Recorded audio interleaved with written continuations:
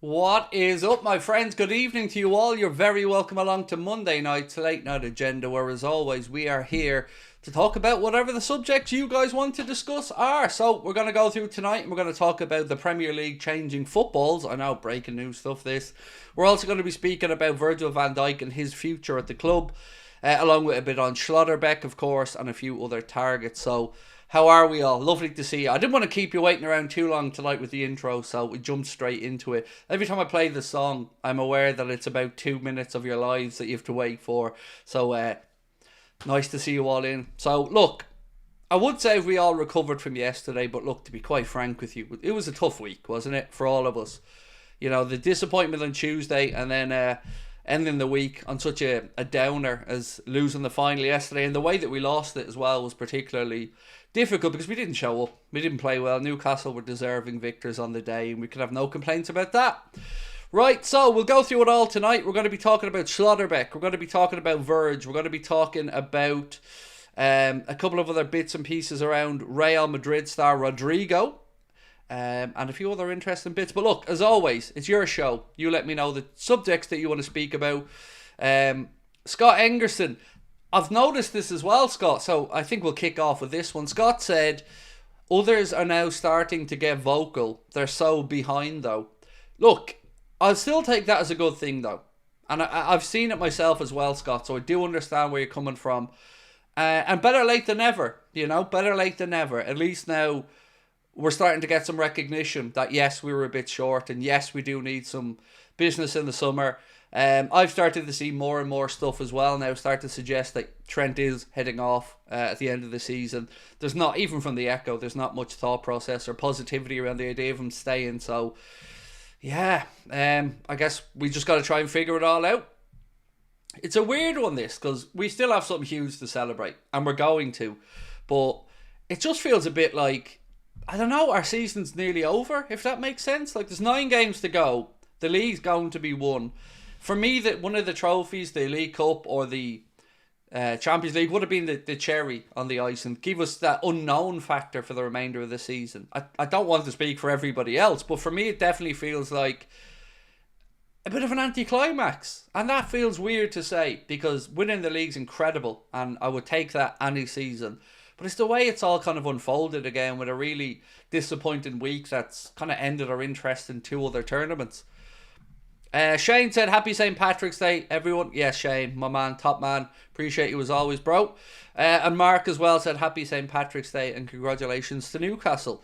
Well, I want to compliment my fellow Liverpool fans, actually, because it's been lovely to hear and see so many Liverpool fans just congratulating Newcastle on their victory.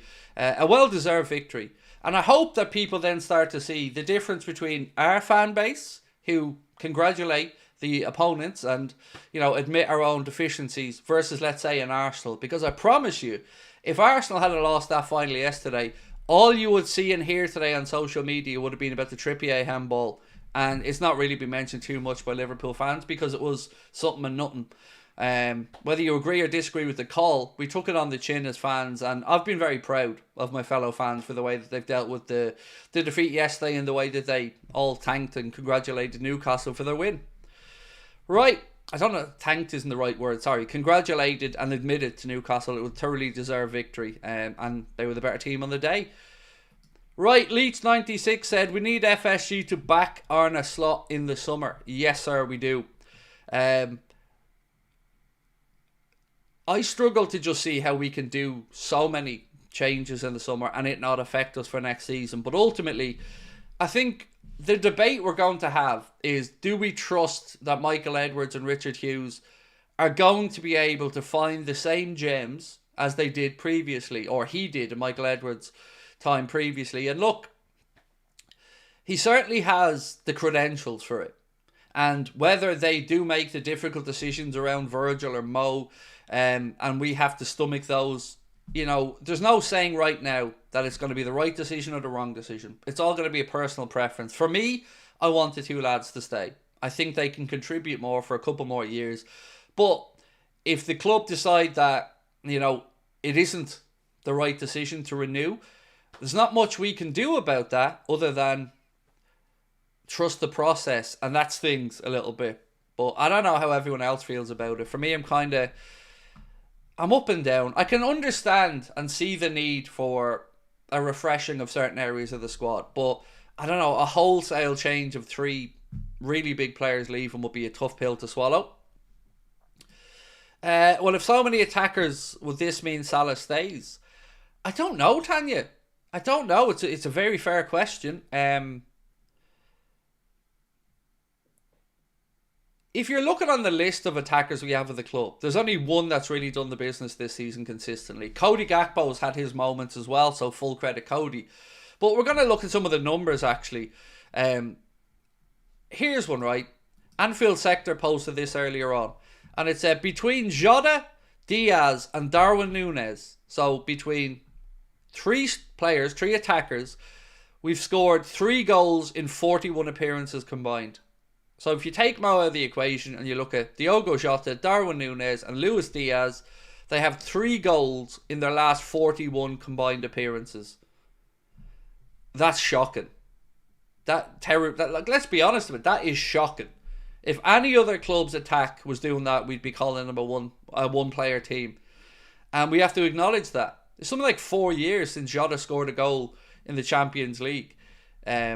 So I can absolutely see why the club are looking to refresh the attack. The big question for us fans is going to be, is that refresh, as Tanya asked, going to be including or without a Mohamed Salah?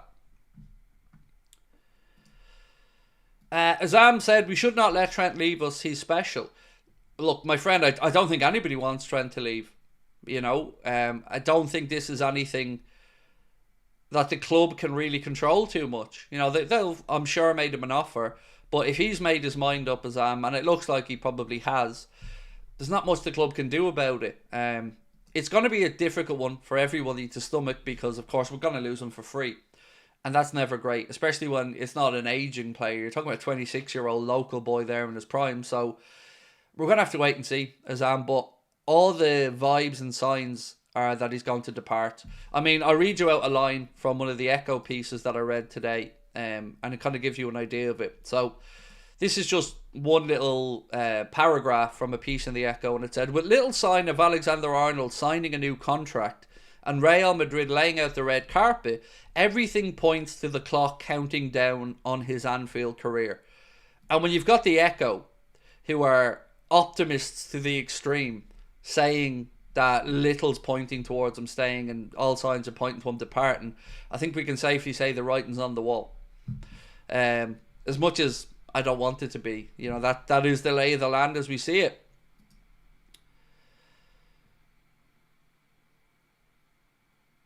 Right, Chancellor Mohada, thank you for 13 months as a member. Hi Craig, watch them salty fans undermine our title. Also, I've been wanting to see Chiesa plays a 9 for a while. Hope it's not a one-off. So on the second part, totally agree. And he scored yesterday at Wembley, so that should at least give him some points in the plus column for the manager. And like yourself, I'd love to see him play through the middle for the remainder. And the first part of it, it's already started. I mean, you've seen hairy hands Richard Keys come out and say that this is the worst Premier League in the history of the Premier League and stuff. I mean, they keep talking shite, but you can go and look yourselves and see that there's been much lower points tallies that have won league titles. And it's not really our fault if everybody else doesn't show up. Yeah. So, I let them do it. Because I tell you one thing. If Arsenal had won the league title this year, there would have been no talk of it being everybody else being shit or whatever. So, I don't really mind what opposition fans or rivals do. They can undermine it all we want. I'm still going to celebrate it and enjoy it, as you should as well. Leach said Chiesa and Elliott need to play, but I don't think Slot likes them because of their physicality, but they're good footballers and they showed it yesterday. So my point would be, is Larry, by the way, is this Larry Leach or no, this is different Leach, sorry, I'm confusing myself. My point would be, what have we got to lose now? So Diogo Jota, well, we've ran through the numbers a moment ago from the players who aren't Mohamed Salah this season. 3 goals in 41 appearances from Jota, Diaz and Núñez. So what have we got? What's the risk really in playing the likes of Chiesa for the last 9 games? Stick Cody Gakpo on the left, Mohamed Salah on the right, and put Chiesa through the centre. Can't do much worse. So I agree. And I love Elliott, and I thought when they came on yesterday, they made a difference. Jones made a difference. Elliott made a difference. Obviously, Federico scored a goal, made a difference. So, yeah, I agree with you. But let's see what the manager has to say. Something Arne Slot said really has annoyed me. And there hasn't been many times this season where I've gone against the manager. But I'm going to read out something that the manager said about Dan Burns' header. And then I'm going to tell you what I feel about it. So he said, look, I can explain. We play zonal. We always have 5 players zonally close to our goal. I've never in my life seen a player from so far away head a ball so powerful into the far corner. And that was in relation to Alexis McAllister marking Dan Burn. And here's why I think that argument with Arne Slot falls down. Because yes, maybe Dan Burn got a run from the edge of the box, but that doesn't excuse Alexis McAllister marking him from every other corner. And with regards to him being on the edge of the box, well, I played as a goalkeeper, so I organised all of my defences.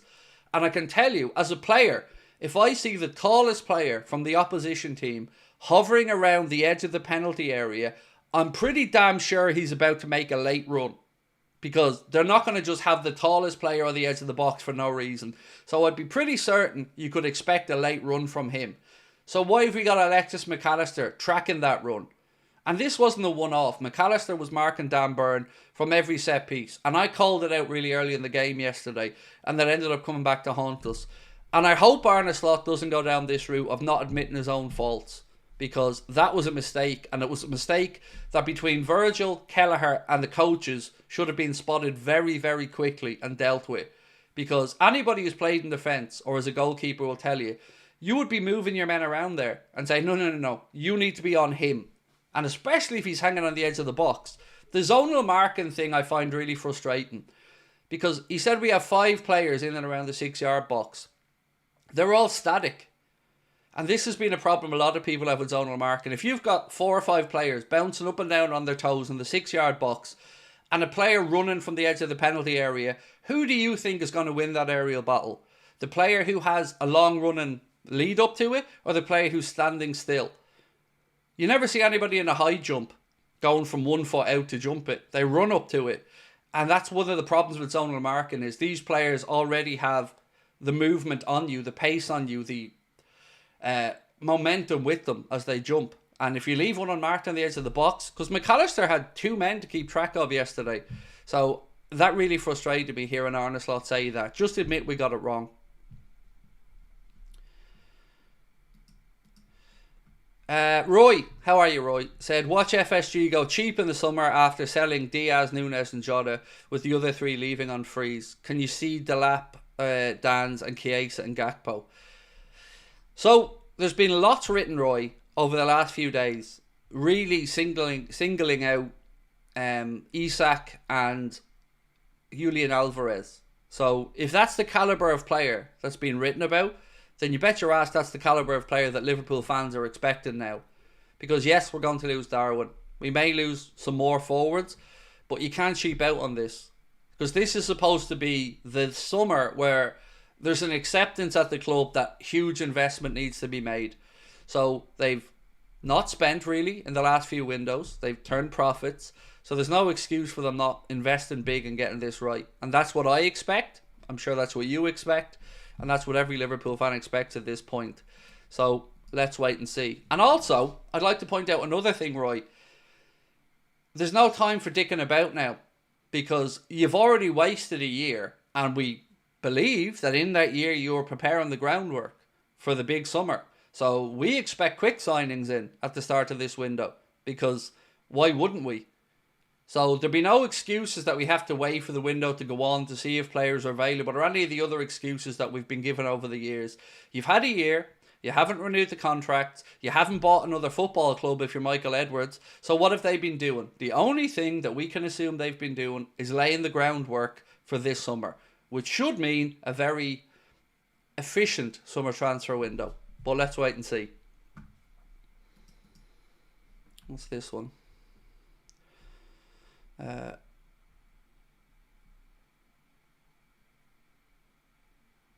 So I've got some breaking news for you coming from Anfield Watch and Sam Maguire, and I'll get to the other super chats in a moment. breaking news is Paris Saint-Germain are all in on Virgil van Dijk. Liverpool won't break the bank to retain their captain, but they do want him to stay. A pre-tax offer of €80 million spread over 2 years with a potential third season is what Paris are offering, with a hefty signing on bonus, taking the initial proposal to about €100 million. So they go on to say, Anfield Watch understands that money is not a motivating factor for Virgil. Late last year, a new deal with Liverpool appeared to be a formality, with Van Dijk happy on Merseyside in the post-Jurgen Klopp world.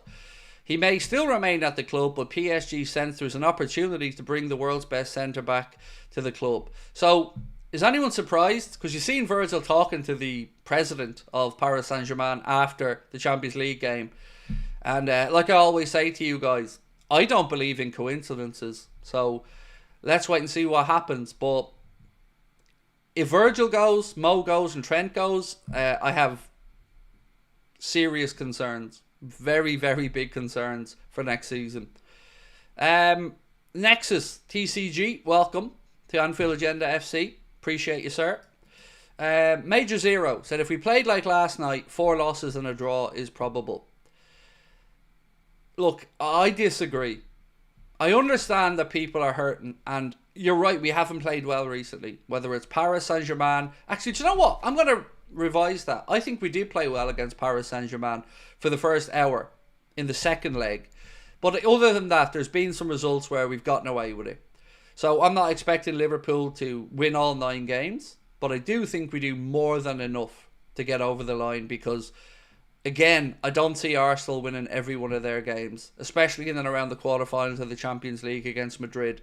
So I'm really, really, really, really confident that the league title's a done and dusted thing. But, you know, as I've always said, each to their own. Victor said, worst Premier League's a total cope. English teams still dominating in EU competitions. I'd say the Prem is stronger bottom up now than ever. Look, like I said, Victor, if Arsenal were winning the league this year and they were in our position, there'd be no talk of this being the worst Premier League. It would all be, what a marvellous season. And the revisionism from some pundits has been extremely funny to watch. So in 1 week we got knocked out by PSG and we lost the final of the League Cup to Newcastle, deservedly. And you've got people now saying that this Liverpool team are hollow. All of a sudden, 2 weeks ago, we were the best team in the world. Most managers, pundits were saying Liverpool right up there, probably the best club in the world at the minute. And now all of a sudden with 2 losses, that all falls away and this team is suddenly shit. It's weird to watch it. And that comes from the likes of Carragher as well, by the way, who's now all of a sudden saying that Liverpool need players in attack, that FSG have to spend money. But where was all of this all season when we were being told as fans that they're great owners, that everybody's at the club's doing everything wonderfully well, and that all the contracts were at hand and everything was being discussed? These people want to rewrite history and get credit for it and a pat on the back. But, like I said at the very start of this stream, I'm very happy that more people are now calling for the signings, because that's all I've ever wanted as a fan. The fact it's taken a lot of them a long time to wake up to it, you know, better late than never. Bricktop said, if he does play Chiesa now and starts banging in goals, the words, he's like a new signing, will start to circulate. But it's not a bad thing either way. Like, if Chiesa starts banging in goals, it isn't a bad thing whatever way we look at it. You know, he's still already taken up a squad place. So they can't say that, you know, it's a new signing, because he was already in the squad. He was already getting paid, already taking up a spot on the bench. So if he starts doing that, look, I'll take that as a win, personally. But again, let's wait and see what happens. Leach said, we have to spend money in the summer. We can't be cheap. I don't want another 3-4 year rebuild. We need players ready now. And I don't have faith in FSG. I don't have faith in FSG either, mate. I think they'll partially do it and not follow through and do it properly. So, if we all accept, for the argument's sake here, that the 3 lads are gone. So, if, just for a minute, we accept that Virgil, Mo and VVD are gone, then just to get back to parity is probably going to cost us 200 million. To get back to the level that we already have at the club. And that's before addressing the centre-forward issue, the left-back issue, a midfielder probably. And I don't have faith that they're going to spend the money it takes to get that. Because everybody in world football knows now that Liverpool are looking to refresh. Everybody in world football knows that Liverpool desperately need attackers. So in these situations, the price generally goes up. Leach also saying, by the way, Kara saying the players are not great, but just good players really rubbed me up the wrong way. I've gotten really annoyed by Jamie Carragher lately. He jumps on the cop, giving the Billy Big Bollocks with all the reds and all for the PSG last 16 tie, and then goes on and slates the players who he's told us all season we didn't need signings and that FSG are good owners. It does my bicky in to watch that. It's again revisionism of the highest order and wanting a pat on the back for it. If you want to be upfront and honest and say we need players, brilliant. Welcome to the club, Jamie. But call out the owners for a lack of investment.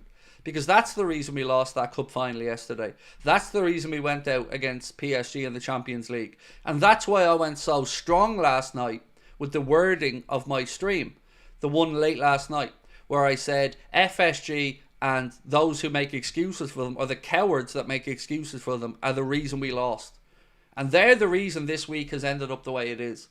Yes, we can talk about individual tactics. We can talk about players underperforming or whatever. But they're exhausted. You can see it. You know it. And the reason they're exhausted is obviously because there's no replacement. And Arne had to lead on his first 14 or 15.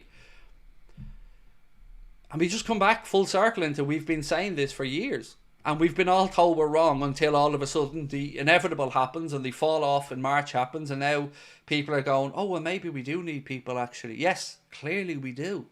That need's always been there. But they got lucky this year that Arne Slot was able to pull a league title out of his backside. Nick said, sad for the club but happy for the Geordies. 100% agree. If we were to lose a final to any club in English football and their fans got to have the trophy and the big day, I'm glad it's Newcastle because they're a great bunch of fans. They've been without success for a very long time, and you could see how much the trophy meant to Eddie Howe, to his players and to the fans yesterday. So fair play to them. They won that final properly. They deserved it. They were the better side. As much as it stings, I've got no complaints about the result. And like I said yesterday, sincerely congratulations to them. Yeah, but it still doesn't take away from the pain we feel after such a shitty week.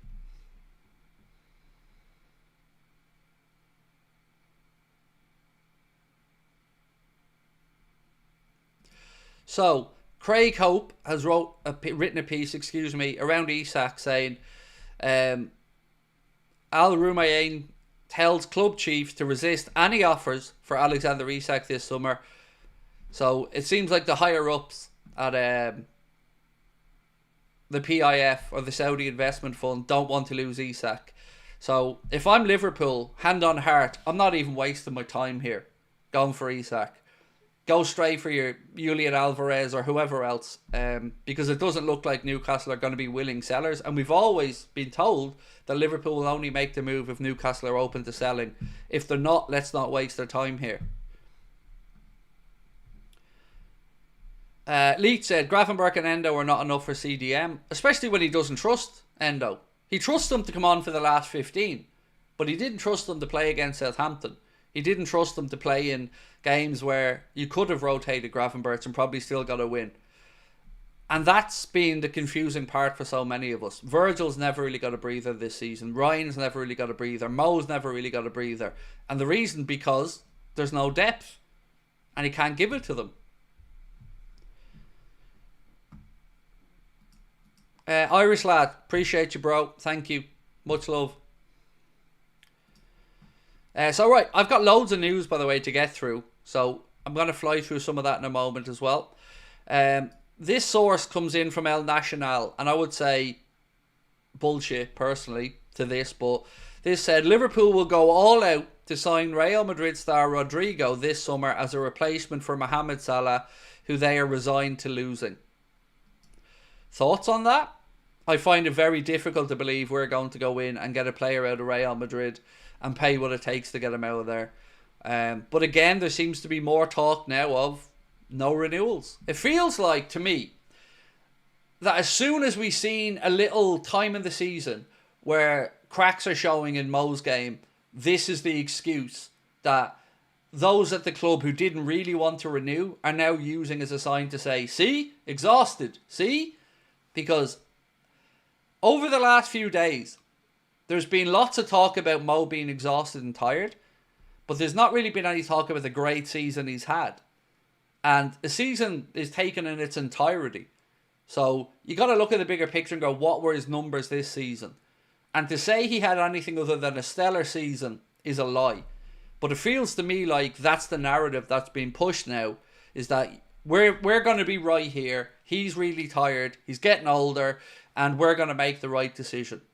And look, it's a big, bold decision. And if they make it, well, they're on the hook for the results of it. And that we can't predict yet. Major Zero said, what? WYT? I don't get shorthand, mate. Of our biggest problem now, fatigue, uncertainty. So, what's your thoughts? Is that it? What's your thoughts of our biggest problem now, fatigue or uncertainty? It's fatigue.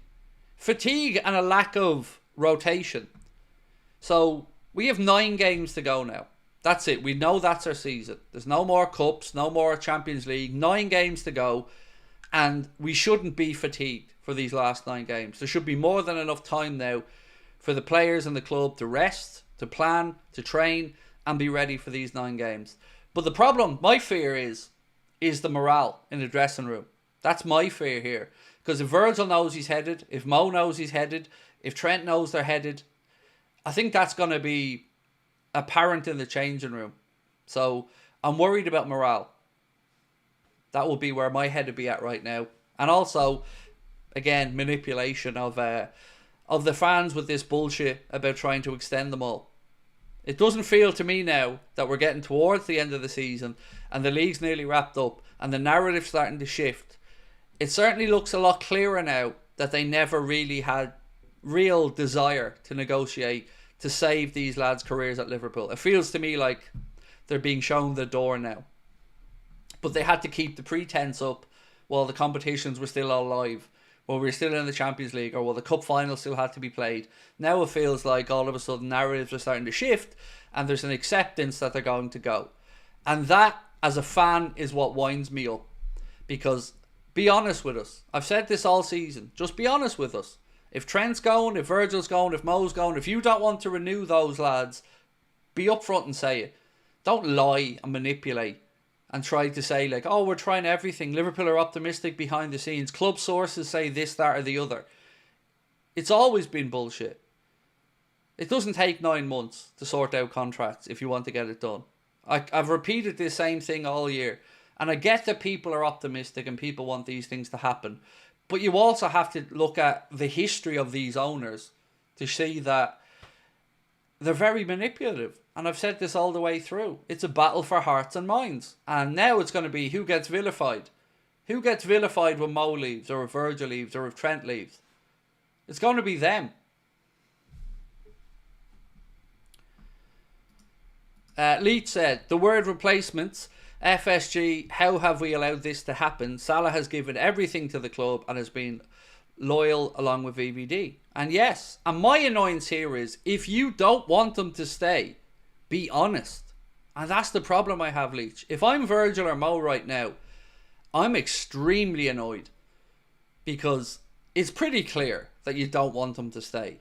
But you've led this pretense all year of wanting them to, we're trying to. Low ball offers, the offer's still on the table, the offer's still there. It's all very straightforward and clear to me. And I think to a lot of other people now, that there was never a real desire to get it done. Because if they really wanted it done, they'd have got it done. Now my concern now is what happens with Canada as an example. Nick, sorry, I'll go to this one. No, it's not that one, it's this one. How many more March collapses till things change? Well, hopefully none, Nick.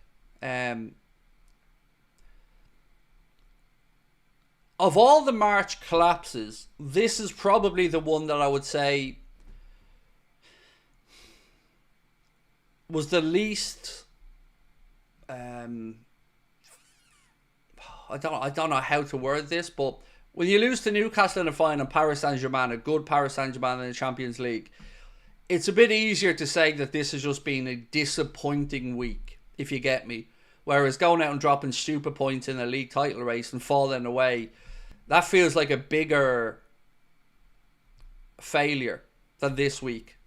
Because PSG, even with the freshest, best Liverpool, it was always going to be a tough tie. And a cup final, like I've said all the way through the season, they're one-off affairs and anything can happen. But it just feels so hollow that 1 week and everything's just gone, except for the league title, which is still brilliant.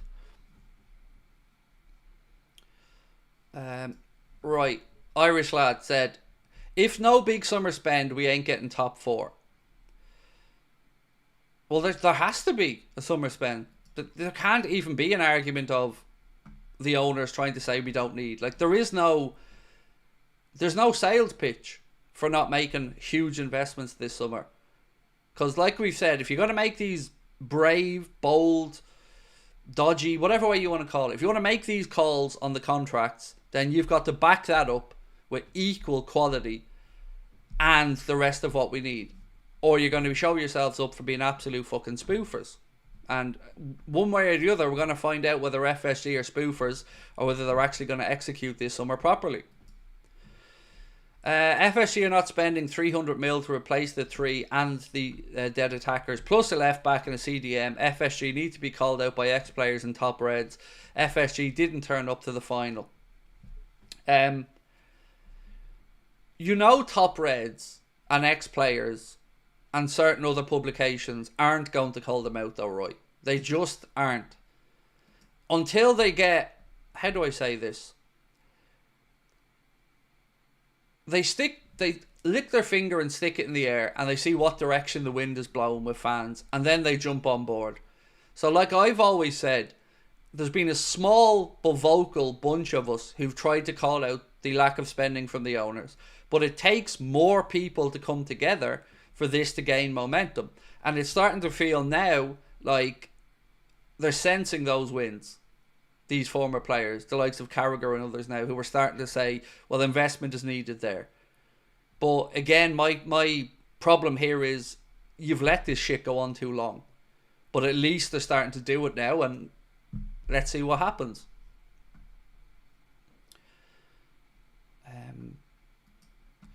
Journos can damage FSG's ego and force changes. Yes, they can. Whether they do it strongly enough or not, we'll see. I have my doubts, mate.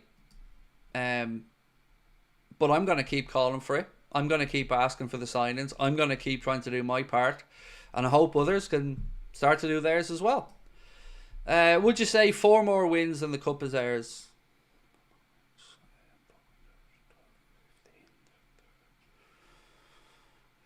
Yeah, look, I want more than that, Tanya. I don't want us to just fall over and win the title by a point. I want us to win the next 3-4 games, see if Arsenal drop more points, and then we'll counter to it. Look at the fixtures. Everton at home, we should be able to get up for that game. And we should want revenge for the loss, or the draw at Goodison, the late draw at Goodison. Then you've got Fulham away. Going to be a difficult game, but we should get that. Leicester, who were basically the worst team in the league with Southampton, should be able to go and beat them straightforward enough as well. So we should get this done easily enough in my eyes. Roy said, hope Elon buys us. FSG are Trump's mates as well. Musk's not buying us, mate. And you'll see protests like you've never seen if he does try to. And I'm not talking about me. I just want somebody to own the club who wants success. But I don't think the answer is Elon Musk. Look at any other business that he's been involved in recently. Comes in, thinks he knows more than everyone in there, guts the businesses. So I don't want him as an owner. I'm not an Elon Musk fanboy. I'm not an Elon Musk hater. I'm probably somewhere in the middle. There's no denying the man's intelligence, but I want somebody to come in whose sole focus is going to be on this football club. Not somebody who has SpaceX and Tesla and, some political stuff going on. I want somebody who's going to come in and want Liverpool to be their crown jewel, to be the thing that they want success for more than anything else. Now look, it's an idealistic view from me as a fan, and maybe the real world won't go that way, but that's what I want. You know, these owners that we currently have pisses me off because, you know, they're over in Boston. We know that the Red Sox are the real club close to their heart. They're absent owners, in my opinion, and they're starting to have so many other things now in their sphere of influence that I think we're not an afterthought, but there's no real desire there from them. They don't care. Like I've said, it's an investment. I don't think they care about the club. Right. Cal said, with these contracts, we've put ourselves in a terrible negotiating position. 3 to leave, and the market knows we're desperate to replace. Price goes up. Absolutely, Cal. It's basic stuff, isn't it? You know, if you know someone's desperate, like if you're selling a car and the guy or the girl comes to look at your car and goes, Jason, my engine blew up on my other car and I need to be in work tomorrow morning and just been an awful stress. You know, if you're selling that car to that guy, they're not leaving there without that car, so you're not budging on the price that you have on it. And this is the situation we find ourselves in. They know we're going to sell on Darwin because he's not worked. They know the contract situation probably means we have to invest. And like you've obviously said, yes, they're going to demand top dollar for that. But this is what happens without succession planning. If you'd want to do it all in one window, then you best be willing to pay up and pay what it takes to get it done. Right, I want to get through some of the regular comments before we jump back into the super chats because I don't want to ignore the people in the chat. Stephen Iron said, Craig, even if all 3 go, I still think we'll win 2 more trophies next year. I don't know, mate. I can't confidently predict or deny what we do next year because I've no idea what way the squad's going to look. I can tell you one thing. If Virgil goes, I have serious doubts about what we can achieve next year, regardless of what the rest of the business is. For me, the club can't let Virgil go. They just can't. We need to keep him for 2 more years and then bring through another centre-back this summer as well and see what happens. Because Gomez probably going to want to go, and look, Arne Slot doesn't really trust him, so maybe he should be sold. Then you've got Kwanzaa, Virgil for another 2 years. You'd need to bring in 2 more centre-backs then, so say Schlotterbeck and somebody else. And then we'd be probably okay. And then you plan for Virgil leaving in a year or 2. Just my take on it though. Sunday also proved Trent's importance to this team. Did it?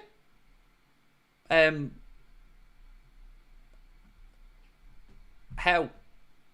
Genuinely, I'm not trying to agree or disagree. I'm trying to figure it out. I don't think Kwanzaa was skinned. I don't see it. You know, other than maybe Trent finds a pass over the top or a long ball that one of the other lads couldn't do. I don't think it really showed one way or the other about Trent. I'm not saying it showed we're better off without him, but I don't know if it showed the other side of it either. But what I would say, AD, is being in this situation where the club have allowed a 26-year-old local boy to run his contract down to nothing and leave an academy graduate that would have been 100% profit for the club had they sold him to go out the door for nothing is tantamount to dereliction of duty from the sporting director and the one that came before him. That is just a decision that there is no rationale that will explain away that decision. You can talk about Virgil and Mo and their age. That kind of gives you at least an arguing point for that, for them maybe going. But allowing Trent to get to here, that's just taking your eye off the ball. And that's cost millions to the club. 2 players every position. Never heard a phrase to come back and bite top reds in the backside, said Monkstown Glass. Dave said, why will the guys sign contracts now when they have had the entire season to sign? Just a thought.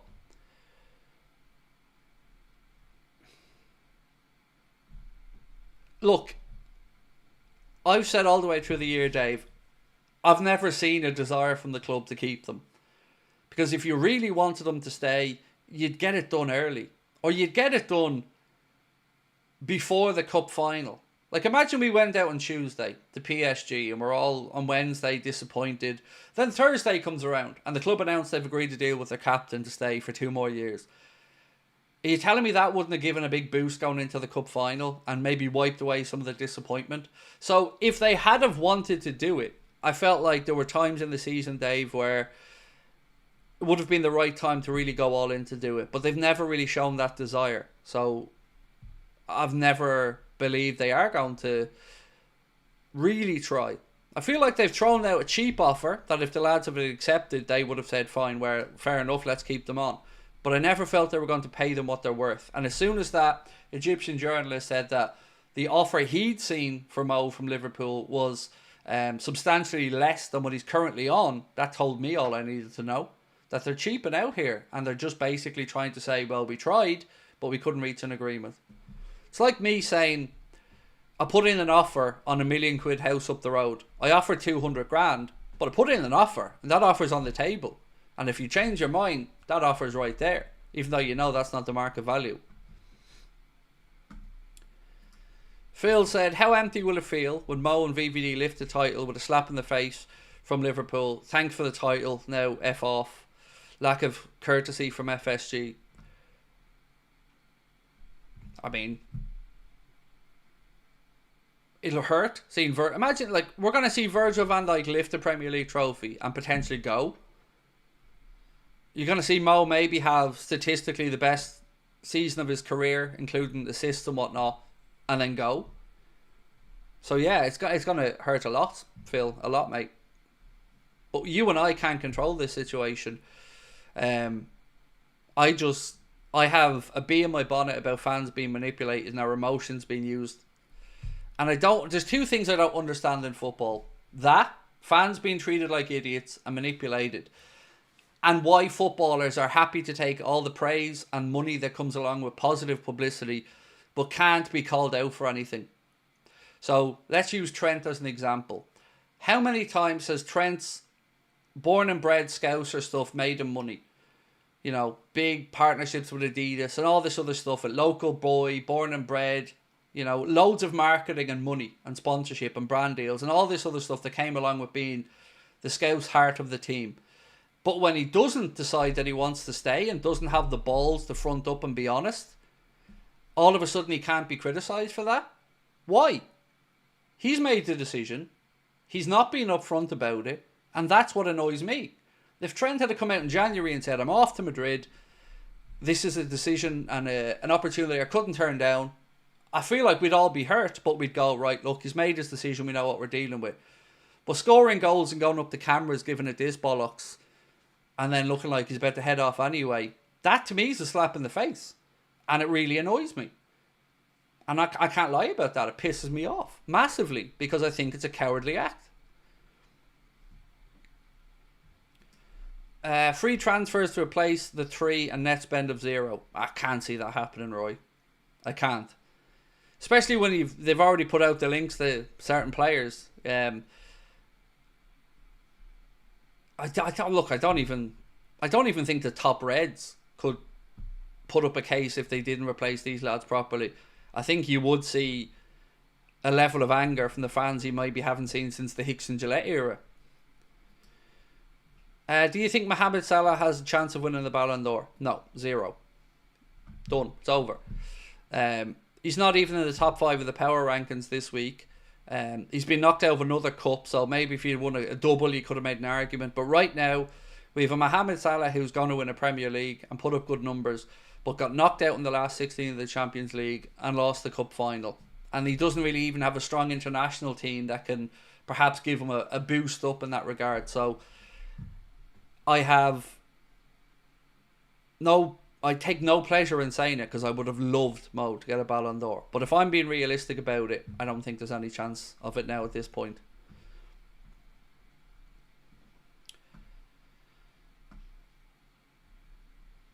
James said Trent's a pussy for not telling the truth. Look, some people think differently. Like in my Discord group, as an example, some people feel like, look, whatever happens with Trent, I'll wish him the best. And that's sound. You know, if other people feel that way, I'm not going to tell you how to feel. And if Trent had have come out earlier and been honest about his decision, I'd have wished them well. But I can't help but feel a little bit stung as a fan if he scuttles off now, because it's clear, you don't need that long to make a decision. No, not one part of me believes that his mind hasn't been made up one way or the other at this point. What I find difficult as a fan is how the club haven't then said, well, we tried, we gave him until this day to make up his mind, and he's not going. And I don't understand why he couldn't just be upfront and honest about it. That hurts me as a fan, but that's just me. That's just my opinion. Roy said, John W. Henry turned up to the UK complaining about Chelsea spending, but can't turn up to a cup final. Jim Ratcliffe made an interview. These owners don't care. They care when it negatively affects their PR, Roy. So how quickly did old John there jump in front of a camera for the Super League fiasco? With the biggest PR staged apology you've ever seen in your goddamn life, and you don't even have to take my word for it. Ask anybody who's worked in PR to talk you through that video. With the yellow flowers for a calming influence, with a raised camera angle above his head to show him as a weak or frail person, with him looking up to the camera. It was PR 101. And he was no more sorry for it than I am for pissing on the toilet seat. No apology. He doesn't care. He cares that he got caught and the backlash was there. Same with the furloughing of staff. Same with the ticket prices. No apologies. He doesn't mean any of it. Doesn't care.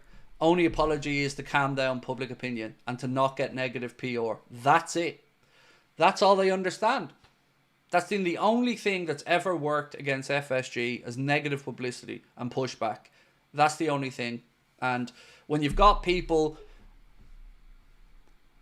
not doing their jobs in the media, when you've got people putting their own self-serving interests above fans, this is what happens. They get away with this shit.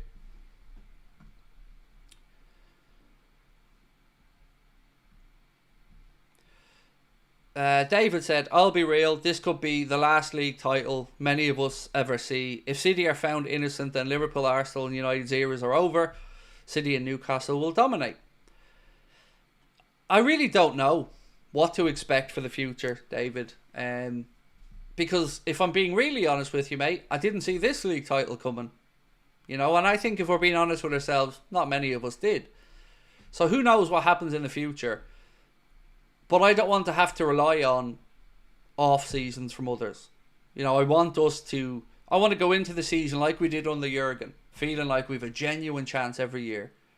Genuine chance. And most of those years, at least up until March time, we were there or thereabouts. So, if we go into this season as Liverpool fans feeling like we're not going to be able to defend the title, that's going to feel hollow. And again, we'll be talking about not building on success.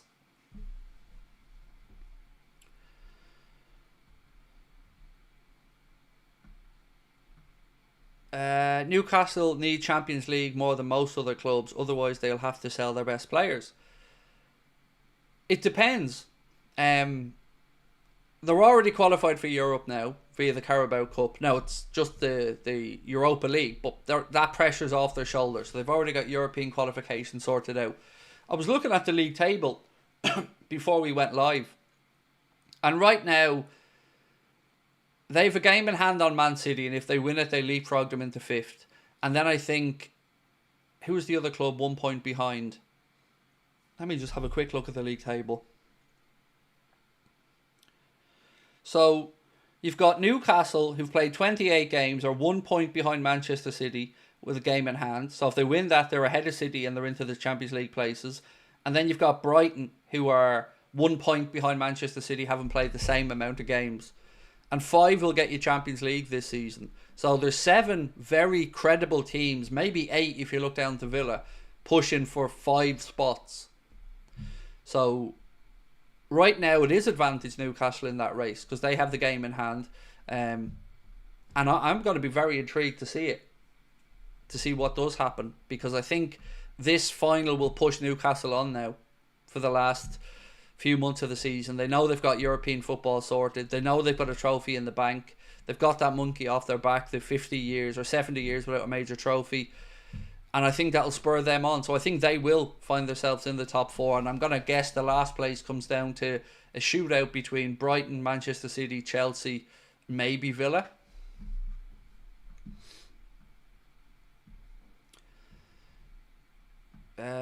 Joshua, I will go through it in a while, my man, on the Alvarez stuff. I haven't even gotten into much of the news yet, mate. This is my second to last stream, by the way, before I'm away for a week.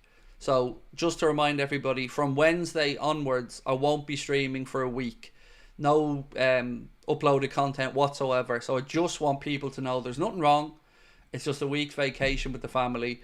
And the last vacation we had, my wife gave out to me because I spent most of it on the phone trying to sort out stuff behind the scenes. So this week, tomorrow's going to be the last live stream for a week, and then we'll see it when I get back in a week.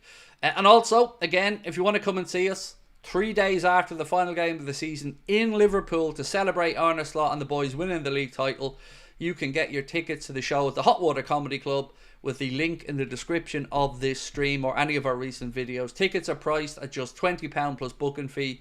It's an all ages event, and we can't wait to come along and see everybody at what is our home over in Liverpool. Hayden Beattie, thank you, mate, for becoming a member. Appreciate you. Right, so let's get through the news then. Let's talk Nico Schlotterbeck for a moment. So Sasha Cavalieri has said Nico Schlotterbeck is on Liverpool's list of potential transfer targets this summer. Dortmund will want £50 million for his transfer, a sum that Liverpool are willing to pay. Now, I would say again, I wouldn't say he is the most reliable of sources by any stretch of the imagination, but Nico Schlotterbeck is somebody who many journalists have mentioned being somebody Liverpool are looking at. Also, from Sasha Cavalieri, he said Van Dijk feels his time is over. After the departure of Jurgen Klopp last season, the next few weeks under the red and white jersey may be his last, as no agreement seems on the horizon. Al Hilal failed in a first offer of 20 million net, and it said that the Dutchman would favour the MLS and the United States over the Saudi Pro League. Add to that with the story from Anfield Watch about PSG making a move for Virgil, and I think we've got every right now to feel concerned about the captain's situation.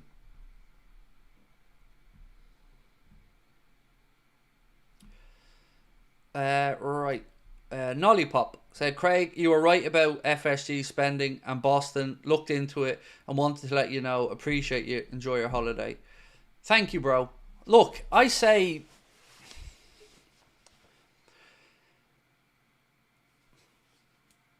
I don't want to be calling out the owners.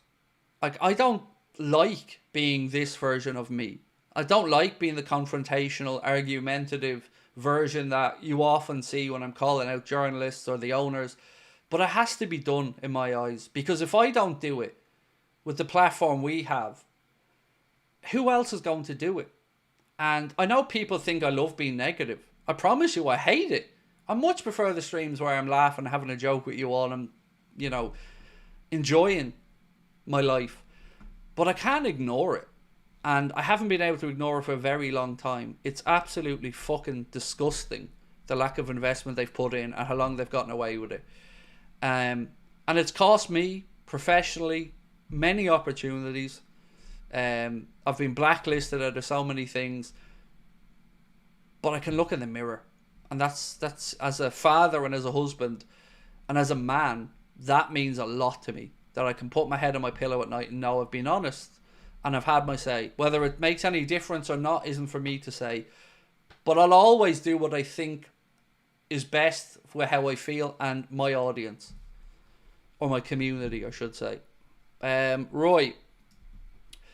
300 million in debt still. No idea how, unless the canteen staff are on 20k per month. No chance we're buying anyone for Isak. Reed Bellingham. We aren't in debt, Roy. And if the debt you're talking about is the debt for the stands or whatever, that's all serviceable debt. And debt isn't a bad word in football. Especially when you look at a 300 million debt for your point versus a 4.5 billion valuation. There's no problem there. But you're right to be pessimistic or at least cautious about the spending of the owners. Angie, how are you, my friend? Lady Anfield, appreciate you. Said, Craig, you have the best Liverpool fan channel. Love you. I'll be so heartbroken if we lose VVD and Mo. I'll never forgive these cheap FSG gobshites. Well, thank you for your very kind words, Angie. It's not for me to say if the channel is the best or it isn't, but, you know, I always say the same. It's not on me, this channel, the way it is. It's on everybody. You know, we made it what it is together. All of us, the community. And I'm just lucky to be at the forefront of it. So I really do appreciate that. It means a lot. Thank you so much. One word, Craig. This is spin from the owners. Go out of a competition and news coming out about your big summer. Coincidence? I don't think so. Do you know what, mate? I think that's a perfectly good question to throw in for a poll. Because, yeah, it's a difficult situation to gauge. So let me just word this. 1 second. This is the part where I have to pretend I can type and talk.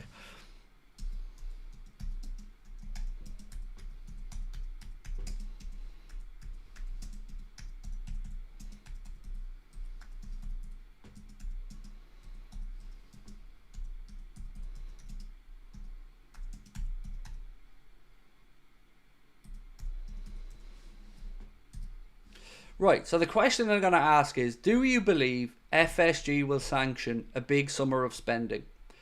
I guess it's difficult to quantify what a big summer is, but, you know, do you have the belief that they're going to do what needs to be done this summer, basically? And we'll see how people feel. We'll come back to it in 20 minutes or so, and we'll see what people feel. Colin said, Craig, our channel is the best global community. I hope so. I hope so. It's such a humbling experience. Honestly, like, it freaks the shit out of me to think of the subscribers that we have now. I take it as a very serious thing that I have to reflect you guys and do you proud. And I'll always, always try to show that humility and try to show that sincerity that I hope is the reason you guys came to the channel and stuck around. Because I love you all dearly. It's much more than just a business to me. It's my connection to my fellow Reds around the world, and I really appreciate you all for being here with us on this journey. It means the world to us. Andre said, Craig, would you take not winning the Prem in exchange for FSG leaving? I almost wish to lose the Prem to get everyone furious. I'm sick and done. There's no rhyme or reason to not extend Virgil. I'd never sacrifice a league title, mate, for anything. Because remember, like, I grew up, and until that league title, in the COVID situation where we couldn't celebrate it properly, but until that league title, I hadn't seen Liverpool win a league title. And I waited 30 years for that. Well, I seen it when I was 9, but I don't remember it. I had to wait 30 years to celebrate it. So no, I'd never sacrifice another one. Leach said, Craig, do you think if VVD and Salah and Trent go, protests at Anfield will happen, or like banners on the Kop and things like that? I don't know. I don't know what to expect in that regard. I don't know how the greater fan base is going to react to that situation. What I fear and what I don't want to happen is the benefit of the doubt to be given, and then a summer where it drags out and excuses start to become clear as we don't do the business that we have been all led to believe we're going to. So for me now, this is the way I think of it. If the owners, Hughes and Edwards, in their mind have said, the lads are going, we've made that decision, we've got to go out and get the players that we want to bring in to refresh the squad, then they would have had a year to figure it out and plan it. So I expect the business to be done quickly, efficiently and early, and not to be dragged out. If you start seeing signs that these signings have been dragged out over the course of a window, that's going to sound the alarm bells ringing in my mind. Because at that point, all the damage has been done in the Virgil, Trent and Mo situation. So I'll believe it when I see it is where I'm at with all this stuff. But in regards to protests and that, it's going to take everybody to be so pissed off that they're willing to go against the people that are giving them opportunities. And that, by that I mean media, podcasts, fanzines, everybody. They're going to have to be willing to put their neck on the line and call out the owners, even if it costs them some opportunities. And I can't speak for other people in that regard. I don't know if they have the balls for it.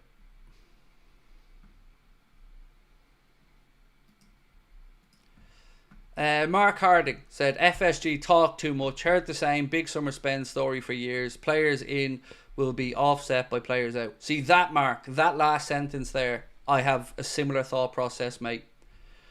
That Darwin's money will pay for the centre forward, and the wages saved by the lads will be amortised to make the new player and signings okay.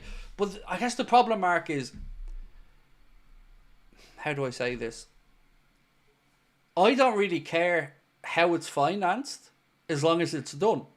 So I want the club to do good business. I don't want the club to go out and overpay for players. I want them to get the most they can for the players to sell in. And I want them to refresh the squad as cost effectively as possible. But it has to be done with the right calibre of player. If it's a case where we're taking a punt on players again who may come good enough, then we're basically back to the days of Barini and players like that, and we should be past that now. So if they've made that decision that it's a big change summer, they have to execute it, or else P45s need to be issued and Hughes needs to be sacked, because we struggle as fans right now to understand what Hughes and Edwards have done for the season. Right? After they've got in Arnott and the coaches, what else have they done? They can only have been working on the summer and in the future.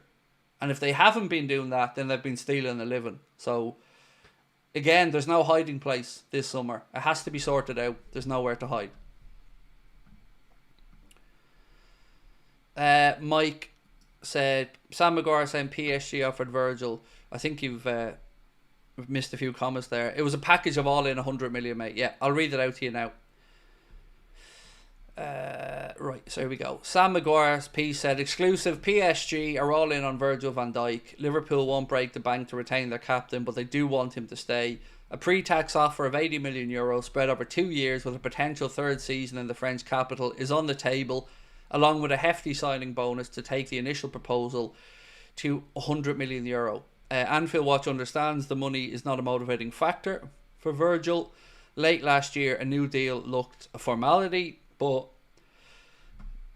now maybe not so much. Bear with me 1 second. I've just got to check, do some quick maths here.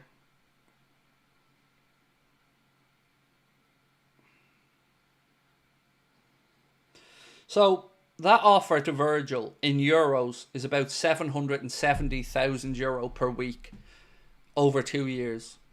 So even allowing for currency fluctuations, you're talking about a contract offer somewhere between £500,000 and £600,000 a week. And if Virgil has that on the table and he's not feeling the love from the club, we're not going to get anywhere near that. You know, we're not. If Virgil went up to 250 or 300 grand a week, you're still only talking about 15 million a year versus the 34 million if you translate the 40 million euro into sterling. We'll be offering less than half of that. And this is what happens when you shit the bed. When you give people a sniff and the opportunity to come in and turn the heads of your star players, that's on you. And this is what I've said all the way through. This holding on bullshit feels like an excuse, where they're trying to put it on the players and make out like it's the players' fault that they don't stay. So if he has that offer on the table, we all know Liverpool ain't getting anywhere near that amount of money every week, 550, 600,000 pound a week. So, you know, couple that with him standing there talking with the PSG president and the sporting director, not surprised. One in, one out isn't enough to move us forward, said Cal. It absolutely isn't, Cal. Sorry, this one. It absolutely isn't, mate. You're right. One in, one out gets us back to where we are. But we need more. So we'll need 7 players, in my mind. If we lose the 3 lads, we need 7 players. And that's without losing any more. And then, yeah.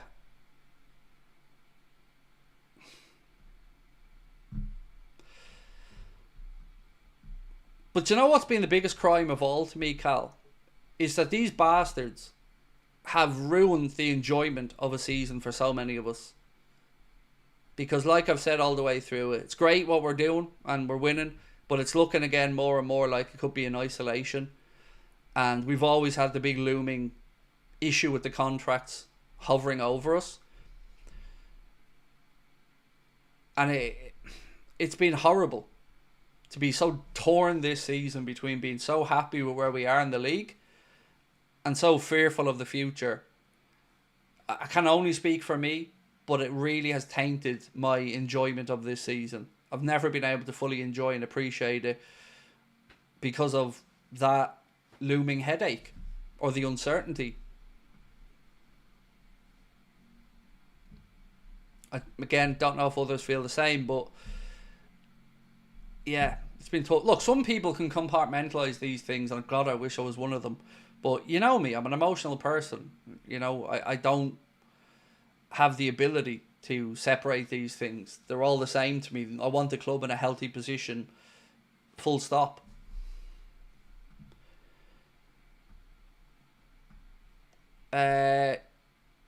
Chancellor to Mohada said, starting to regret Edwards coming back to the club. Look, for me, what's become abundantly clear is that Edwards and Klopp must have had a big disagreement or a butting of heads, because Edwards has his way of doing stuff and Klopp would have had his way of doing stuff. And Edwards' way seems to be young, hungry players who have a future at the club, versus Jurgen maybe looking to reward the likes of a Milner or a Henderson, or, you know, players like Virgil and Mo with deals because they're still performing.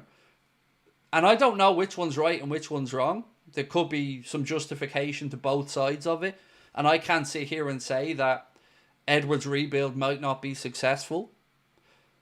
But it doesn't feel very well planned.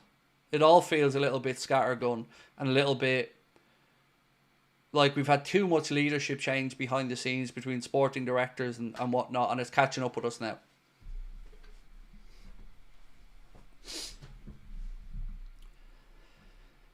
Right. Very bittersweet, especially a year after Klopp announced he's leaving, said Eli. The Facebook Network said, thank you, Craig. That's exactly how I feel. Significantly, I feel we can never just celebrate. Yep. It's tough. It's tough because even when we won the league, you win it, you're thinking, well, is this going to be it in isolation? You know, any other club would win the league and go, well, we like this. We want more of this. Let's make sure that we do this for the next few years and build a dynasty. But our owners don't have that appetite. They only want the money. And once that Champions League money's rolling in, if we win a league title, that's a bonus. But that Champions League money is the be all and end all.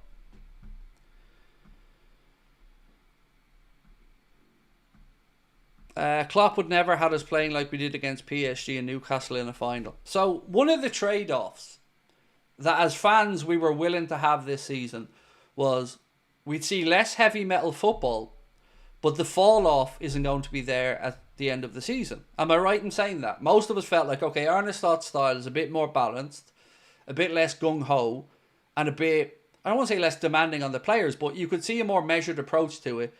And the belief was going to be that we wouldn't see the fall off. Well, now we've sacrificed that football and the fall off still happened.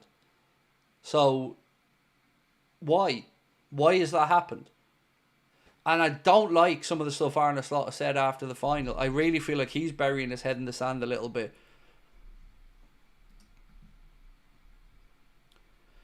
Nolly Pop said, am I the owner who doesn't care for Canade? I have a bit of a love-hate relationship with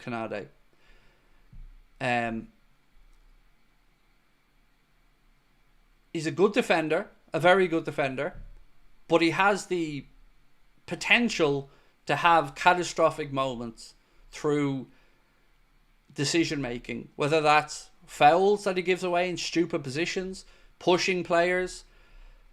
There are parts of his game that wind me up, and then you've got in the injury and muscle concerns. So I'm kind of on the fence a bit about Canade. He seems like a lovely guy. I don't know. I always feel a bit nervy when he's there. He's a really good defender, and the partnership he's had with Virgil has been fantastic. It really has. But I could go back to my watch-alongs this year, and if I counted how many times I've given out about him giving away stupid, needless free kicks and picking up stupid, needless yellow cards, it's something that has infuriated me at times. But that's me nitpicking a little bit. Certainly, I'm not trying in any way to say he's not a damn good defender, because he is. Cal said, they talk about being opportunistic yet miss out on the best opportunity when rivals drop off. Could have been a once-in-a-lifetime season. Hubris. Yep. Again, they talk about being opportunistic. We get told that these guys are the smartest guys in the room, and yet they're allowing Trent to walk out the door for free. They haven't planned for the Virgil and Mo contract situation properly, or at least openly with the fans. We don't know what's going on with the goalkeeping department. And we haven't strengthened this season at pivotal times, which has cost us the end of the year. There is definitely some arrogance and hubris, mate. 100%. So yeah, I agree. There is. Satish Edwards, welcome to Anfield Agenda FC. Ash said, you don't often see a club within the league and there's so much uncertainty regarding so many players. It's a bizarre situation. Track record shows FSG don't spend over 100 million net. Worrying times. I think there's been one season or window where we had the 90 million plus net spend, and I think that was the Gravenberch Soboslai window. Other than that, you're usually talking 35 to 45 million net, which is a piss take for a club the size of Liverpool. Jason Surendran, welcome to Anfield Agenda FC, my man. Appreciate you, and look like a nice cigar you're smoking in the picture. Yes, Daryl, you are a member, sir. If your name is in green, bro, and you're able to type, you're a member, and of course you've got the little logo. Maybe somebody gifted it to you, my man, but either way, you are certainly a member, and welcome in. Harkers said, first season in the Premier League is a massive learning curve for Slot. I think he's going to be a fantastic manager for us. Feels like he underestimated the physicality of the Premier League. So, Harkers, of all the people who have genuine reasons to be forgiven for mistakes, Arna's definitely right up there. As you've mentioned, first season in the league, and he's won us the league, or will win us the league. That's brilliant, man. That deserves a big pat on the back and a massive well done. Has he underestimated the league? I don't know. Not really for me to say. But we are still falling away in March, and whatever way we dress it up, this has been a really, really disappointing week. You know, in 1 week, half of the trophies have gone away. In 1 week. That's how disappointing this last week has been. And there's no getting away from that. And winning a league title certainly makes up for some of it, but not all of it. There's no getting away from the fact that this is once again going to feel like a season where, yes, we end up with silverware, but you're going to feel like there was a trophy left on the table. And it's happened too often. It happened last year in Klopp's last year. You end up with a League Cup, but you should have ended up probably with a real crack at the Premier League. But a lack of investment, again, has shown up. And every single year this happens. And every single year the same excuses get made. And every single summer when I start calling it out and other fans start calling it out, we get belittled, we get mocked, we get told that we're unrealistic, and then when the season starts and we're doing well at the start, we get told, but you're top of the league and you're in the Champions League, la la la la la la la, until it falls apart. And at that point, nobody wants to be right. I don't want to be coming on going, see this coming, I told you. But it's a symptom of the underinvestment. And there's no getting away from that. Can you think of another team in the Premier League that has consistently had such a fall away at the end of the year as we've had? I can't think of one. And it can't keep being an accident, or it can't keep being because of an injury. Every fucking year, this fall off happens. Every year, like clockwork, same time. The only saving grace is we've probably built up enough of a buffer now that we can get that league title over the line. How have we made a loss with wages going up? Our biggest earners got sold. Who's getting paid? Spirit of Shankly, what are they doing? I've long asked that question about who's exactly on the wage bill. Because like you've said, mate, wages have gone up. For a season we weren't in the Champions League. And I read one article that said delayed Champions League payments to players from the season when we were in the Champions League were an unforeseen cost. And I just thought, how the fuck could it be an unforeseen cost? You delayed the payments to them. So how is it an unforeseen cost? So there's been lots of stuff, Roy, that many people have concerns about. I don't know how that wage bill went up when you moved off Thiago, you moved off Joel Matip, you moved off Adrian, and you didn't bring in anybody else really. And we didn't renew any contracts. So it's really difficult for me as a fan to figure out how the wage bill went up. Unless, you know, who much are the executives getting? How much are others around the club? I don't know, mate, but it all stinks. And I've talked to people who are far more clued in on the financial side of things than I would be, and they can't make head nor tails of it either. Leach said, international break came at the right time, and have a good holiday, Craig. Take a break and then back for the league run in. Trophy lift at Anfield with a full house. I can't wait. We got an email today. I don't want to go into too much detail on it because nothing might happen with it, but we got an email inviting us to be part of a series of events in Liverpool on the day of the last game of the season. I don't know if we'll be able to work in. We don't know if we'll be able to do it or not, but it was a lovely offer that we received today. Wanting us to basically be part of a big series of events that are going on in the city to celebrate Liverpool winning the league. And if we can make it happen, it'd be great. But if we can't, like I said before, we are going to be in Liverpool to celebrate, and we really would love you guys to come along and join us on the night. It's going to be fun, and we're going to celebrate it properly. So if you are in Liverpool, Wednesday, May 28th, come along to the Hot Water Comedy Club and help us celebrate. Daryl, thank you, bro. Appreciate you. Right, more news to get through. What's this one? Okay, yeah, that was something completely different. Okay, done that one. Paul Joyce said that it's shaping up to be a pivotal summer and change is coming for Liverpool. Also, really quickly, want to speak about the Premier League have confirmed that Puma will become its new ball supplier for the 25-26 season. The new league campaign will start on Saturday, August the 16th, and for the first time in 25 years, Premier League clubs will not use a Nike football for the top flight matches. Nike had been the supplier for the Premier League match ball since 2000-2001 season. However, it's been claimed that the manufacturer failed to agree a new deal with the Premier League after negotiations, and Puma will be the new Premier League ball supplier. So, thoughts on that?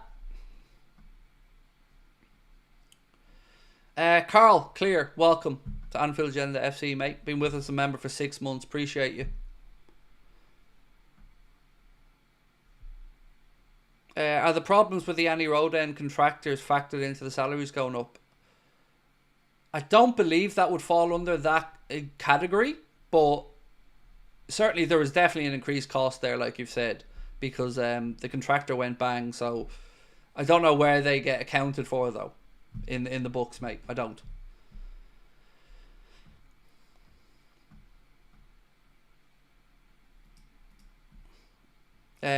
Mate, you've never got to thank me for stuff like that, Daryl. I was incredibly saddened to hear of your wife's passing, mate, and it's particularly poignant for me because my wife and I both turned 44 this year, and I couldn't imagine losing my wife at 44. You know, I lost my dad at 45, and my mum was a little bit older, about 50 when she died. But man, it broke my heart to see that email. So of course I was going to respond to it, Daryl, and I just wish there was more I could do, mate. I I don't know you, mate. We've never met, but my heart went out to you with that email. I couldn't imagine the pain, bro. So, I appreciate you for the kind gesture, but you've nothing to thank me for at all, my man. I wish you hadn't gone through that pain. You don't look 44. I'm not 44 yet. I'm 43. 44 in September. But you know, I'm in such a phase of my life where I'm petrified. Like my granddad died at 37. My dad died at 45. You know, I'm 43 and I'm trying to make the most of my life. And that's why all this stuff means so much to me. You know, I prepared in my 20s for not knowing how long I was going to live. Not because there's anything medically wrong with me or anything, there isn't. But as I said, I'm a third generation now, and 37 and 45 are not very old. And thankfully, you know, my granddad and my dad's passing was not down to medical issues. It was unfortunately down to the demon drink. And I don't really drink, so I'm hoping that I can break that chain. Because I don't want my kids to go through that. Daryl said, "Thank you, Craig. Just seeing my little boy with his pain and anguish in 7th lose his mummy." I can only imagine, mate. I can only imagine. I can't remember, Daryl, if I made this offer to you in the email or not, but if yourself and your son can make it up to Liverpool and you want to come and join us for the show, maybe I've already sent you tickets, mate. I can't remember because I've had so many tickets going back and forth. But the offer's there if you guys can come up. We'd love to have you at the show as our guests, and I can send you a couple of tickets, mate. And we can do to put a smile on your son's face, mate. We're here for it. Whatever you need, just let me know, man. Let me know.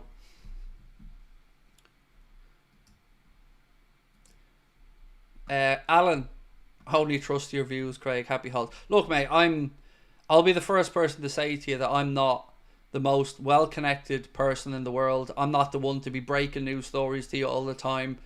But I'll always be honest, and I'll always tell you what I know. Like I shared something in my Discord group today that I didn't really want to bring to the stream yet because I want a second and third confirmation on it. But I did get told today that Trent's off. But I can't stand over it yet, and because I need a second and third confirmation. But I did have a phone call with someone today that was pretty adamant that he was going.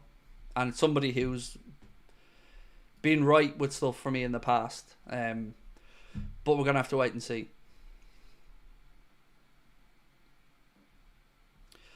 Will you be having a drink when we inevitably win the league? Well, I've made Lee Gunner a promise. So on Saturday, myself and Lee and my daughter's boyfriend are going to watch Elche play over in the second division in Spain. So I've made Lee a promise that night we'll have Lee's staying with us for a couple of nights, and I made him a promise that we'll have a few drinks on the Saturday night and toast finally meeting up with Lee and of course the good season we're having as well. So there might be a drunken video or two floating around on the Saturday night. Will I have a drink at the end of the season? Probably not, to be honest, to celebrate. I will be having drinks at my live show, though, in Liverpool. So Sabrina's coming over to the show, and she's going to be driving. So I'll be able to have a few drinks at the Hot Water Comedy Club. So I'll do my celebrating that night. What version of me you're going to end up seeing on stage, God knows. If I have a few drinks, I drink very unfrequently. So 3 or 4 bottles of beer, and I'm probably anyone's at that point. So yeah, if you see me propping myself up on stage, I probably had a few drinks. But thankfully the other 4 lads will be there with me as well.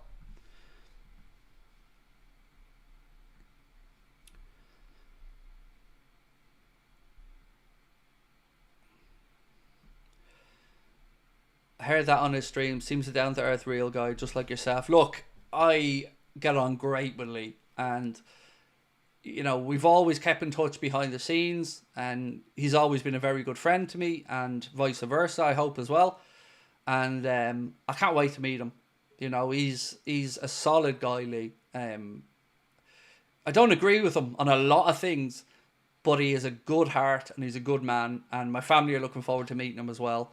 And yeah, I wouldn't have done that without this channel, you know, without our community and without YouTube. I'd never have met. I'm proud to call a friend in my life.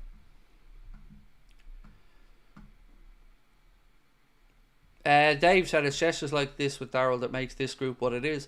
And exactly that though, Dave, the group. Because I know if I didn't make that offer, one of you would have made the offer. And that's why I love our community so much. You know, we've had people that...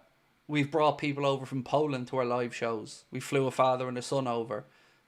We've bought kits for kids whose parents were struggling. These are the things that we do on behalf of our community because they're the right things to do. And I'm in a position in life now where I've got a little bit of extra money. And if I can help somebody else out that's struggling, or if our channel can do that, that's what we're here for. And if I'm not here to do that, then what's the point of it, you know? Our community is important to me because it's my shelter.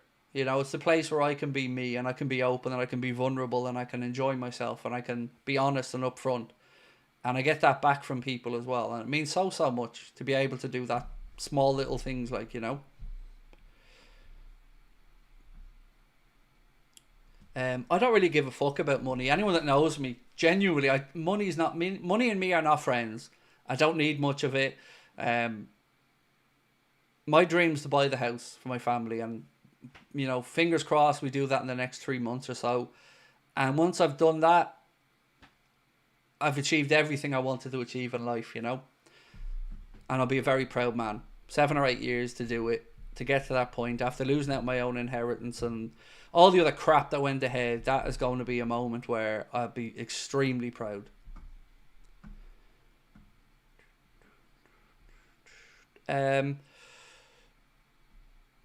Nolly Pop is from Ireland. Nice. Always good to see a few more Irish people in the chat. Right, anywho, let's get back some news.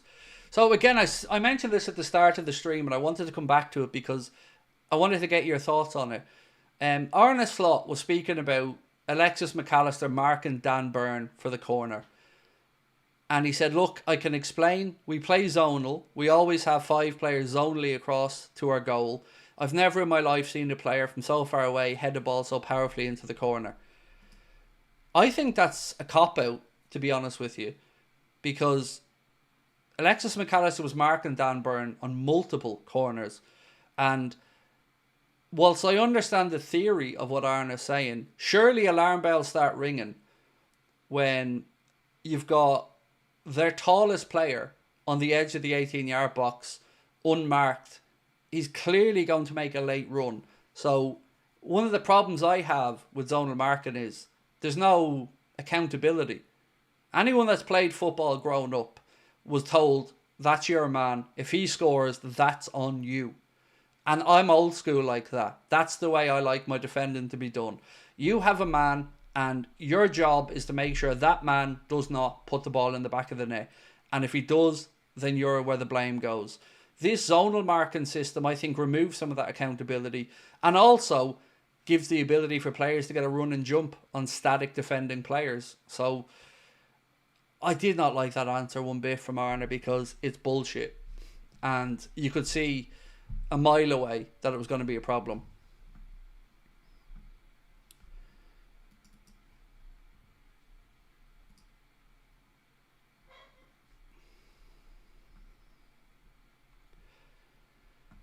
Why wasn't Canadi or VVD marking them? It was a shit show Sunday. Yeah, exactly. And I called it during the watch along. I think it was Newcastle's second corner. I said, why is Alexis McAllister, our smallest player, marking their tallest player? Doesn't make any sense, does it? The Facebook Network said, that's what I was taught and I played centre back. Exactly. And as a goalkeeper, I would have looked at that situation and lost my fucking mind. You have one man at the front post, one man at the back post. As a goalkeeper, and I can only speak for me, that 6-yard box is mine. I don't care how many opposition players are in there. I'm taking care of the 6-yard box. Anything comes in there, it's on me if I don't get my hands to it. But allowing players to get like that. And if you look at the goal, there's actually 2 players that McAllister has to mark, and he's torn between both of them, and eventually goes towards Dan Burn, but it's already too late at that point.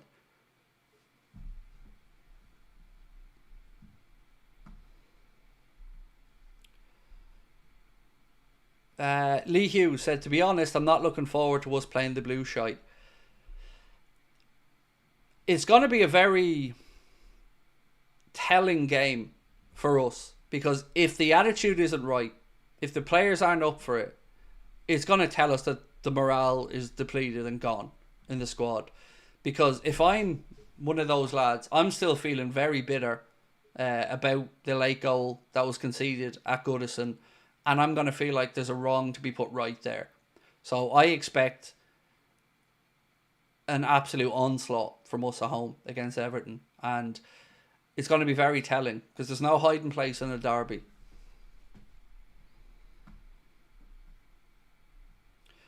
Joshua said, zonal marking doesn't work because the momentum our defenders have to jump is worse than running aerial threat.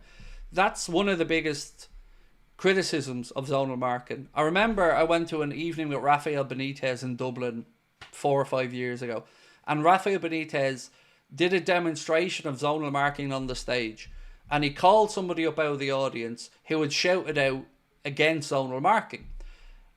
And the guy, I can't remember what he said, but the guy picked apart Rafael Benitez zonal marking in 2 minutes and found flaws in it. And I never understood the argument for zonal marking. I just don't get it. It's it all seems very theoretic rather than in practice it working. Anybody knows if someone gets a run and a jump on you, they're gonna have a leap on you. Look at the long or the high jump. They don't stand 1 foot away from the high jump and jump. They run up to it because they need that momentum.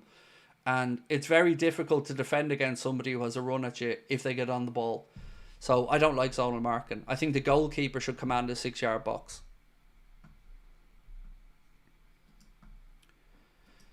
Daryl said, I hope Núñez, Jota and Diaz all depart. I think there's every likelihood it might happen. I don't know if for a fact, and I'm not trying to say I know something you don't know, but there's certainly a lot of conversation now about that may be happening. Diaz was available last summer. I didn't know this. I didn't know that the Manchester City negotiation was involving us wanting to sign Julian Alvarez, and I think it was Anfield Watch who said that it was we valued Lucho at 60, they valued him at 45, and the deal fell apart. But I'm intrigued to see if we really go back in for Alvarez this summer. Because at this moment in time, I'd favour Alvarez over Isak. Not because I think he'd score more goals. I think he'd be more robust. I think he'd be a better fit. And I wouldn't have the concerns about Isak's injury record or overpaying like I feel we'd have to. Although saying that, you pay €95 million for Julian Alvarez, you know, you're still going to expect somebody else to pay a hefty price to bring him in. Andrew Webb, thank you, mate, for being with us. As 23 months as a member. That's incredible.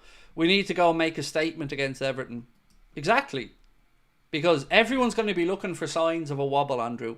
Everyone's going to be waiting, and the knives are out. So any points dropped against Everton, and all of a sudden all the headlines are club in crisis. Because you will have lost to PSG, you will have lost to Newcastle, and then you go on your very first league game back against your local rivals. It can't be anything other than a comprehensive victory that shows the fighting spirit is there. Because if there isn't, it's going to be a rocky last few weeks of the season.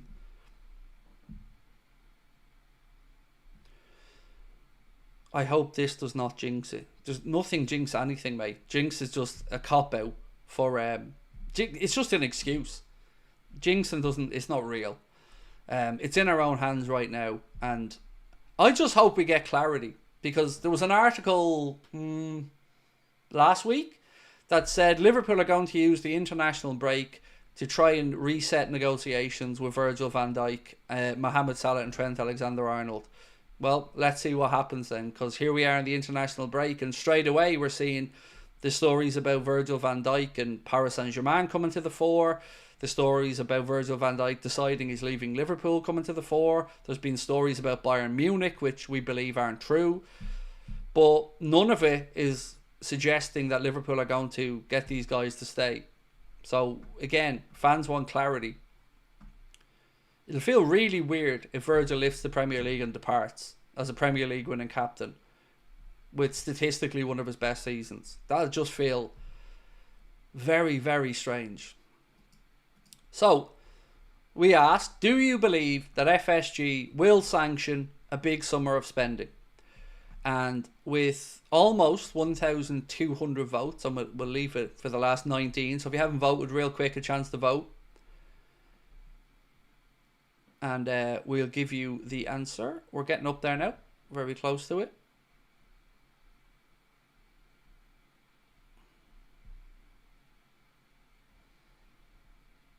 Seven to go. 5. There we go. So 63% said no of 1,200 people that voted. 63% said they don't feel that FSG will sanction a big summer of spending, and 36% or 37% said yes. Yeah, let's wait and see. So look, couple of things. We've got about 5 or 10 minutes to go. If you can, drop a like on the stream for me. Appreciate you being with us. If you haven't subscribed, we'd love you to do that as well. But there is a news video coming out where we're going to be looking at the defensive side of the transfer window. That'll be out before 11 o'clock. We're going to be talking about the guy from Flamengo, the right back. We're going to be talking about a Premier League midfielder that we've been linked with. So we're going to go through that. We're going to give you a bit more on the Virgil van Dijk story. And we're going to talk about another defender, centre-back, that Liverpool have been linked with. So I'll be going through that as soon as I finish this stream. It'll be out before 11 o'clock, so keep an eye for that one as well. Tomorrow, again, before I forget, last live stream before I go on holiday, so 8:45 tomorrow for the late night agenda. There'll be another news video tomorrow afternoon, but after that, no content on the main channel for a week.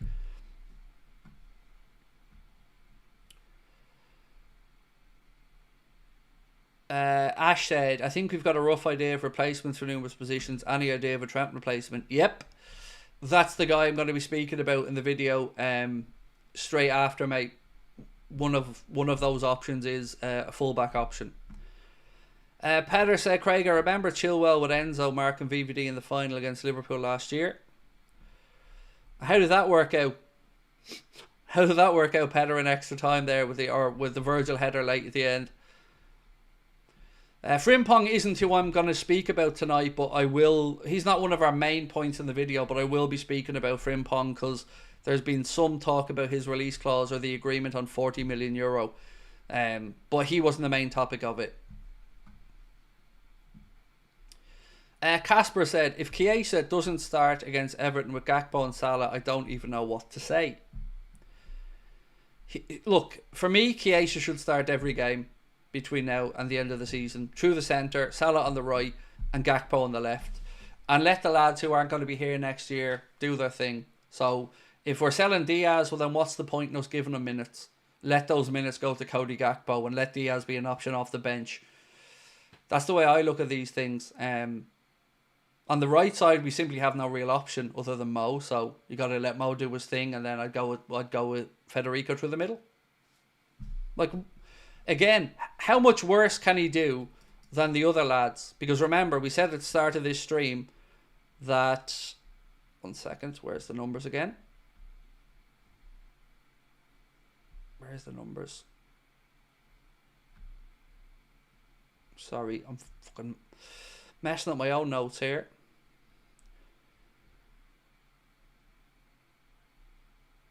So, yeah. So, between Jota, Diaz and Núñez, they've scored 3 goals in their last 41 appearances combined. So, I guess my point here is, why not play Chiesa? You know, whether the manager fully trusts him or not, can't really do much worse than the other 3. So, 3 goals and 41 appearances between Diaz, Jota and Núñez is absolute nowhere near the standard. So, why not? Chiesa came on and made a difference in the final with a small little opportunity. So, give him a chance for the rest of the season. What can we lose at this point? Off-White said, I hope you're well. I think if we don't keep Salah next season, we'll have to fight for top 4. I know it's a stretch, but I have a strong feeling. I really don't know. I don't know what to expect. I just want the clarity on the contract, and then we'll go from there. So look, ladies and gents, I'm going to call it a night and go record that video for you. That'll be up in the next 20 minutes or so. Appreciate you all being in tonight. If you could just drop a like for me before you head off, that would be great. And if you haven't subscribed, we'd love you to do that as well. And yeah, I'll see you tomorrow for the last stream before I head off on holidays. And thank you again for an incredible night. Always appreciate your time. We'll talk tomorrow. Much love. Bye-bye.